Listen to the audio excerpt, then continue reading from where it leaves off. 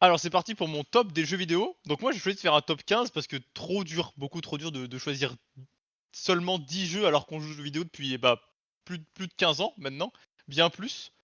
Donc pour moi ce sera un top 15 sachant que sur les 5 premiers et les 3 derniers, les jeux sont à peu près tous le même niveau, mais on a sélectionné, pour d'autres raisons que juste le jeu en lui-même.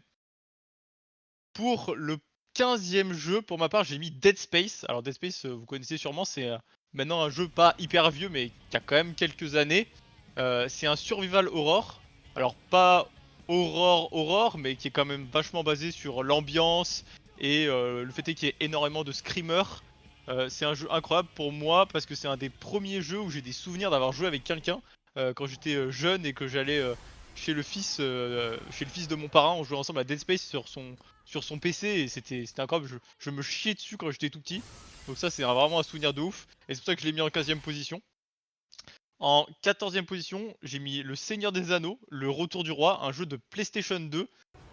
Donc un des seuls jeux où j'ai énormément joué en étant en dual, sur une seule console, mais avec le même écran. Donc où l'écran n'est pas split.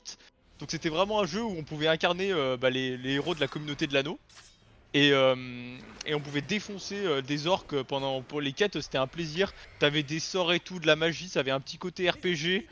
C'était vraiment incroyable. J'y ai joué c'était vraiment l'époque où la PlayStation, on jouait tout le temps à la PlayStation.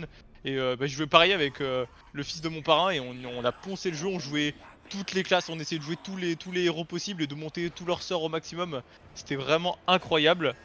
En 13e position, j'ai mis Age of Mythology, le 2 avec, la version Titans parce que c'était, un des premiers jeux de gestion auxquels j'ai joué. J'ai adoré y jouer, c'était aussi un de mes premiers jeux que j'avais piraté avec mon père, sur le PC, où on n'avait pas acheté la boîte, on avait acheté que l'extension et où il y avait le code dedans, juste de l'extension, c'était trop marrant. Et c'est un jeu de gestion assez stylé, où à la fin tu organises tout ton village pour avoir le titan et aller défoncer le mec en face, ou genre tu donnes tout jusqu'à que tu attends à la fin juste pour avoir le moment avec le combat de titan. Et en plus à côté t'as une storyline où tu peux choper les titans au fur et à mesure, les faire se battre, etc. Donc même la campagne est incroyable et tu pouvais jouer, bah, avec, quelqu'un d'autre s'il avait un ordi connecté, chez toi. Ça c'était vraiment trop bien. À la 12e position j'ai mis RoboQuest. Je l'avais pas mis dans le top à la base et puis finalement, j'y ai rejoué ce matin et je en mode non, le jeu est vraiment incroyable. Même s'il est récent, il est même pas encore sorti. C'est un jeu français qui est un roguelike, édité par des Lyonnais. Un studio où on avait rencontré le mec à la Lyon eSport avec Raph. Donc ça fait juste déjà la première appréhension du jeu, elle est incroyable. Vu que tu rencontres le développeur et qu'il te parle de son jeu comme son petit bébé et tout. Ça c'était vraiment ouf. Donc c'est un roguelike en FPS enfin, où tout est bien fait pour que tu puisses apprécier le jeu. Il a une longue durée de vie, même si, enfin, un roguelike forcément, hein, t'as les runs à apprendre, sans trop que ça te prenne la tête non plus. Donc il y a un côté simplicité et un côté, où quand même tu peux y passer du temps qui est vraiment trop cool. Et puis le jeu est trop bien. Il y a tous les types que tu apprécies dans ce jeu, donc le sniper, le corps à corps, l'explosion. Le jeu est hyper bien développé, donc RoboQuest inévitable. À la 11e position, j'ai mis Counter-Strike Source, juste parce que j'y ai passé des années de ma vie, au collège. Un des meilleurs jeux avec, CS, on connaît tous, pas besoin de décrire, mais il y avait aussi le côté où CS Source, c'était vachement plus modé, donc tu pouvais vraiment faire des soirées fun. C'était un des premiers jeux où j'ai rencontré des gens et on a passé énormément de temps dessus. Des mecs que je rencontrais sur internet et avec qui j'ai sympathisé. Donc juste pour ça, c'était vraiment incroyable de rencontrer des gens, jouer avec eux. C'était ma première expérience où, bah, tu vas jouer avec des inconnus vraiment et passer du temps avec eux. En 10e position, BioShock, pas besoin de le présenter, un des meilleurs jeux qui est jamais sorti. Une campagne solo, donc le premier, le deuxième est très bien, mais pas aussi bon. J'ai pas besoin de le présenter plus que ça. Pourquoi je l'ai mis dans ce top à la 10e position? Parce que c'est un jeu que j'ai découvert il y a pas si longtemps, en vrai. Euh, et la campagne, l'ambiance, Rapture, tout a bien été organisé pour, être à fond dedans, même si le jeu est pas récent. Il a pas pris une ride, moi je trouve, par rapport à ce qu'il aurait dû être à l'époque. À la 9e position, j'ai mis La Mer des voleurs. Je dirais pas en anglais parce que c'est le pire pseudo, c'est le pire nom. Euh, un jeu en multi qui m'a fait revenir qui m'a fait sortir d'autres jeux à une époque où je est pratiquement qu'à Dofus, parce que le jeu est si bien organisé pour que il est lent à la fois rapide et tu peux passer, mais tu peux te marrer, tu peux jouer 10 heures d'affilée. Même si ça se répète, si t'es avec les bonnes personnes, tu vas jamais t'emmerder. Parce que ça va faire des conneries, il y a la musique, tu peux danser, tu peux te saouler, il y a du PVP qui est hyper bien géré et sans que ce soit hyper complexe. Sea of Thieves, un des jeux que j'ai eu le plus récemment sur l'année 2020 ou 2019 et je pense qu'il m'a vraiment fait décrocher et j'ai adoré ce jeu.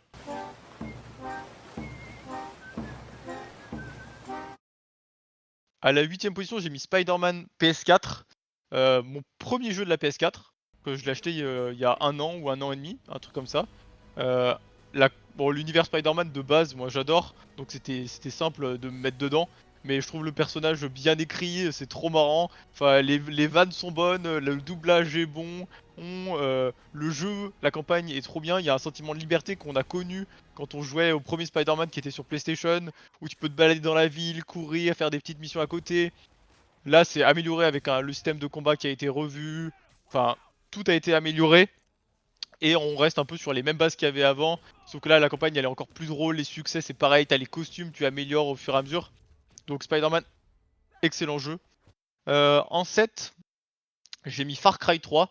Un des premiers jeux Xbox qui m'a vraiment fait accrocher à ce style de jeu là. Donc, c'est-à-dire où tu fais des quêtes, tu essaies d'améliorer ton inventaire en chassant les animaux, où l'histoire elle a un côté où tu as du décisionnel. Donc tu peux soit être méchant, soit être gentil, soit essayer de faire un peu les deux, mais la fin elle va pouvoir s'adapter à selon ce qui te fait plaisir ou comment tu veux jouer ton perso. Ou en plus les personnages sont bien travaillés et donc bah, tu t'attaches aux personnages, même s'ils sont méchants, tu les trouves stylés donc t'es en mode quand tu les tues ou quand tu les rejoins, t'es quand même en mode c'est quand même classe. Donc Far Cry est un des meilleurs souvenirs aussi sur Xbox. En 6ème, j'ai mis Zelda Wind Waker. Jamais joué, jamais démarré le jeu de ma vie, mais juste un des premiers jeux vidéo à m'avoir attaché à YouTube avec l'époque où Diablo X9 faisait ses vidéos dessus.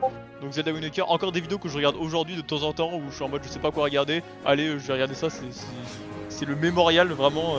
Mais le jeu est incroyable, le gameplay commenté dessus c'était insane. Diablo X9 c'était vraiment les premiers youtubeurs qu'on a rencontrés. Et surtout, bah, ça reste un Zelda et la licence des Zelda, elle pourrait rentrer dans ce titre, même si moi je joue pas trop. Mais magnifique Zelda Wind Waker, excellent. En 5ème position, j'ai mis Ratchet Clank 3, un des jeux PlayStation où j'ai passé le plus de temps. Parce que, pareil, un peu à la Spider-Man, donc un jeu bien travaillé, avec un humour qui est assez fin et où les personnages sont attachants, où t'es en mode, enfin t'adores les personnages, et puis au fur et à mesure ils se font des vannes, etc. Il y a des références au monde réel, où tu tapes des barres à Britney Spears, des trucs comme ça, avec des robots, enfin Ratchet Clank. En plus, quand t'arrivais à la fin, tu pouvais tomber le boss, et passer, recommencer le jeu avec les armes du départ. Et ça je l'ai fait 28 fois. 28 fois, je prenais ma carte de PlayStation, je la remettais. Donc j'arrivais au moment où il y avait le boss, je tuais le boss final. Et je recommençais, on recommençait dans le truc où on farmait les boulons, etc. Bon à la fin j'avais tout fini mais c'était juste le plaisir de faire le chemin principal jusqu'au boss. Et en plus le jeu était assez dur quand on était jeune. Et puis en grandissant bah il est devenu hyper simple mais ça c'était inévitable. Donc Ratchet Clank, un des meilleurs souvenirs de PlayStation. On rentre dans le top 4. Alors là, les jeux sont à peu près tous au même niveau en termes de comment j'ai apprécié jouer et comment je les ai abordés. À la 4ème, j'ai mis The Witcher, donc le dernier qui est sorti, le 3. Magnifique. Trop dur de décrire ce jeu tellement il est beau et tellement j'ai aimé y jouer. Euh, le système de combat, magnifique. Les sorts, magnifique. L'histoire, magnifique. Un des vrais jeux où tes décisions influent vraiment sur la quête. Donc tout ce que tu vas faire au début va changer, mais ça maintenant c'est dans plein de jeux, mais moi je trouve que c'est un des vrais jeux où j'ai commencé à le ressentir vraiment. Le personnage est badass, dans tous les points, dans sa façon d'être, dans sa façon dans sa façon de parler avec les meufs, avec les quêtes des PNJ, sur toutes les décisions qu'il va prendre. T'as l'impression qu'il peut pas se tromper, les quêtes sont incroyables, la DA du jeu magnifique, la musique. C'est la musique qui m'a fait le plus vibrer. Moi j'écoute encore l'album de The Witcher quand je joue à autre chose, tellement les musiques sont magnifiques.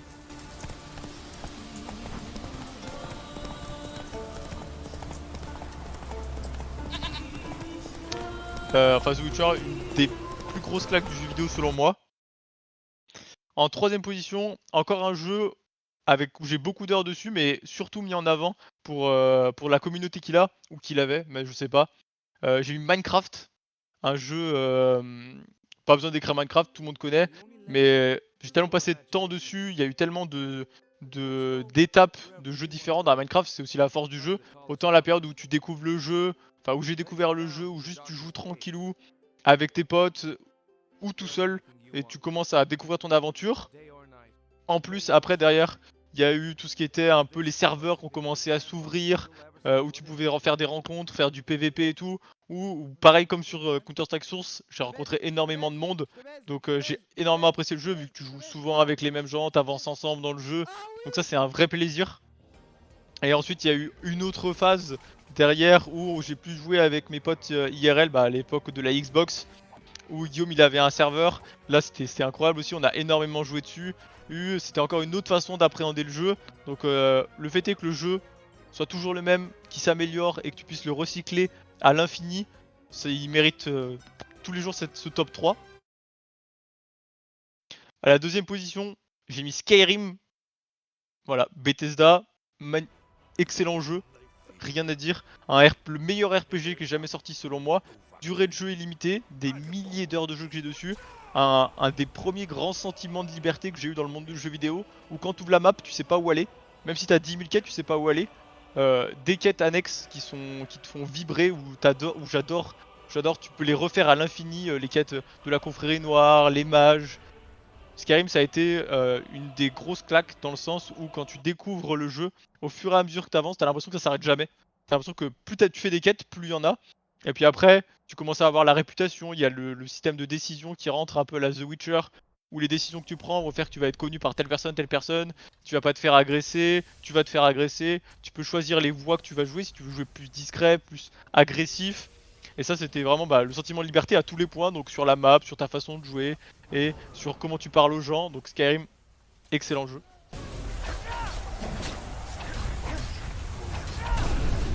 Et en dernière position, enfin en première position plutôt, évidemment le seul que j'ai pas cité jusque là au jeu auquel je passe beaucoup de temps, mais pas pour le jeu, plus pour ce qu'il m'a apporté. Donc Dofus et Dofus Retro, bon je les ai mis ensemble parce que c'est à peu près le même jeu même si pas du tout. Donc pareil pour... Pas du tout pour le jeu en soi parce que le jeu a des milliers de défauts. Même si il a une mécanique unique, le tour par tour, où tu peux jouer plusieurs personnages, c'est quand même assez rare, où tu peux être indépendant sur un RPG. Et ça, je trouve ça vraiment agréable et ça te permet de te stuffer, d'avancer, etc. au rythme que tu veux sans te faire ah, trop bourriner par tes potes, ou être en retard, ou être trop en avance et devoir attendre.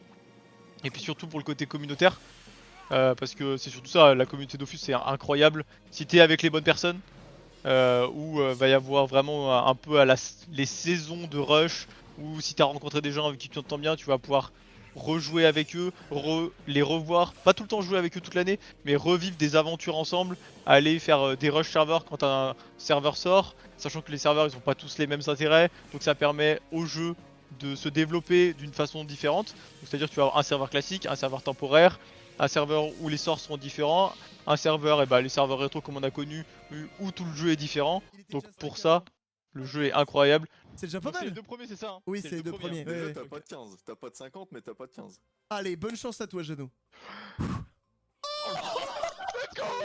GG. Oh non, mais non, mais lui, Oh, non, je vais non, avoir non. que des plus 6. L'aspect communautaire plus l'aspect renouvellement, c'est un RPG, enfin un MMO après tout, donc c'est des jeux qui se renouvellent. Pour ça, le jeu, par rapport à mon temps de jeu et par rapport à la façon dont je l'apprécie et les moments que j'ai passé dessus, pour moi il mérite le top 1, même si en soi il est vraiment pas loin derrière Skyrim. Je t'avoue, c'est pas terrible. Ah pas ouf ouais. Et attends, et du coup, je peux faire crapotage? Quoi Jeannot! Oh non. Oh, t'es ma grenouille! Oh, what the fuck, Jeannot! Tu es si beau! What the fuck? Et du coup je vais faire 3 mentions honorables, donc des jeux que j'ai pas mis dans le top mais qui m'ont quand même énormément marqué mais qui méritaient pas non plus leur place. Je vais faire une mention honorable à The Darkness 2, un jeu PlayStation excellent. Allez voir des vidéos sur YouTube, jouez-y, même si le jeu est hyper vieux, on s'en fout, il est incroyable. Spyro the Dragon, pas besoin d'expliquer, un des premiers jeux sur PlayStation. Et Star Wars Battlefront 2, que j'avais mis dans le top, qui s'est fait sucrer sa place par RoboQuest.